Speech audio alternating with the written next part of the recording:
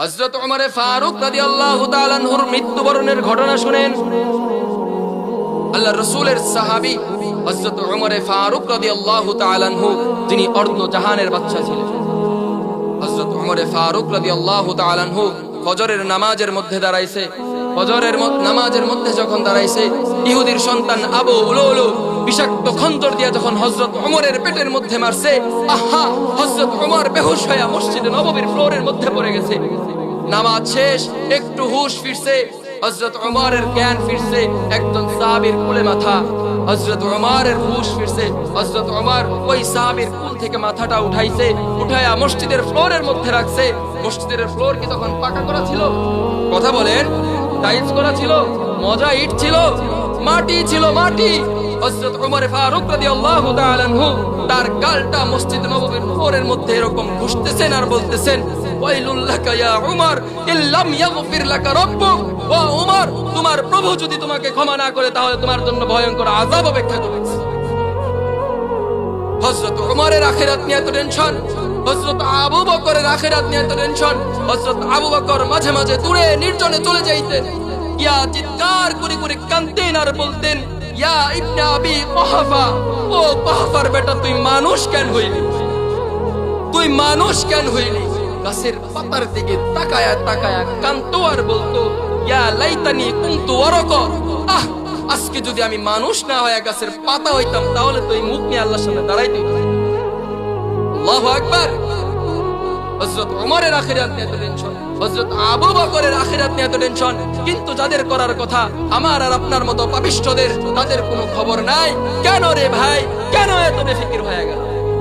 কি এমন হয়ে গেল আমাদের? আখিরাতের ফিকির কোথায় চলে গেল? আরে আবু বকর তো গ্যারান্টি পাইছে, আবু বকর ফিল যান না। উমর গ্যারান্টি পাইছে, উমরও ফিল যান না। তারা দুনিয়াতে বেঁচে থাকা অবস্থায় আখিরাতের গ্যারান্টি পায় গেল, জান্নাতের গ্যারান্টি পায় গেল। তাও তাদের মৃত্যুর বর্ণনা এরকম, তারা দূরে নির্জনে চলে চলে যায় গাছের পাতা ধইরা ধইরা কাঁদতো আর বলতো, আহ, মানুষ না যদি গাছের পাতা হইতাম তাইলে তো আল্লাহর সামনে দাঁড়াইতো। দুনিয়াতে বেঁচে থাকা অবস্থায় জান্নাতের সার্টিফিকেট যারা পায়, তার আখিরাতের ফিকির এরকম। আমার আর আপনার আখিরাতের ফিকির কোথায়? কেন এত বেফিকির হয়ে গেল? আজকে আমার আর আপনার এই অবস্থা কেন? দুনিয়ার মুহাব্বত, দুনিয়ার ভালোবাসা আমার আর আপনাকে এমন ভাবে ঘিরে ধরছে যেন আমরা আর জীবনে মৃত্যুবরণই করব। বান্দা এমন ভাবে চলাফেরা করে, এমন ভাবে তার চলার অবস্থা, এমন ভাবে সে চলাফেরা করে মনে হয় সে আর মৃত্যুবরণ করবে না। ঠিক কিনা জোরে কোন? এমন ভাবে দালান কোঠা বানাচ্ছে, এমন ভাবে ফার্নিচার করছে, এমন ভাবে গাড়ি ক্রয় করছে মনে হয় আর তাকে মৃত্যুবরণ করতে হবে না। সেও মনে মনে ভাইবা নিছে, আহ, এখন শুধু সুখ শান্তিতে জীবনটা বার করব। আরে জীবনটা আর কয়দিন? আপনি আজকে বলতেছেন এই বাড়িটা আমার, আপনি বলতেছেন এই বাড়িটা আমার, এই গাড়িটা আমার, এই জমিগুলো আমার, এই ইন্ডাস্ট্রি আমার, এই দোকান আমার, এই গাড়ি আমার, এই সব কিছু আমার। 100 বছর পূর্বে এই কথা আপনি বলতে পারেন নাই, আপনার বাবা বলছে। কথা বুঝতেছেন?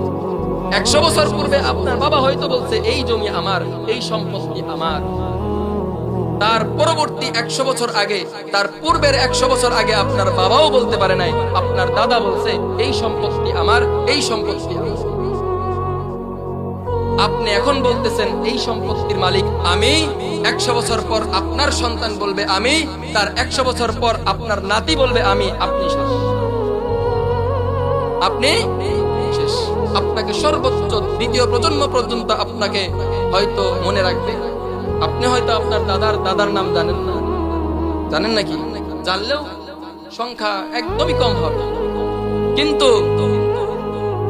আপনি যখন মারা যাবেন, আপনার সন্তান হয়তো আপনার জন্য, যদি সৎ সন্তান দুনিয়াতে রেখা যান, যদি দোয়া করার মতো সন্তান যদি দুনিয়াতে রেখা যান, তাইলে হয়তো আপনার জন্য হাত তুলা রব্বির হামহুমা কামা রব্বায়ানি সগীরা বলে আপনার জন্য দোয়া করবে।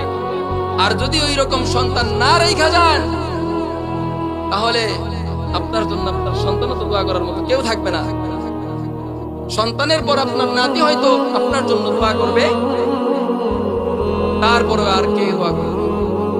কেউ আপনাকে স্মরণ করবে। কেন এত আমরা বেফিকির হয়ে গেছি? আখিরাত নিয়ে আমার আর আপনার কোনো ফিকির নাই। এমন আমাদের অবস্থা মনে হয় আমাদের মৃত্যুবরণ করতে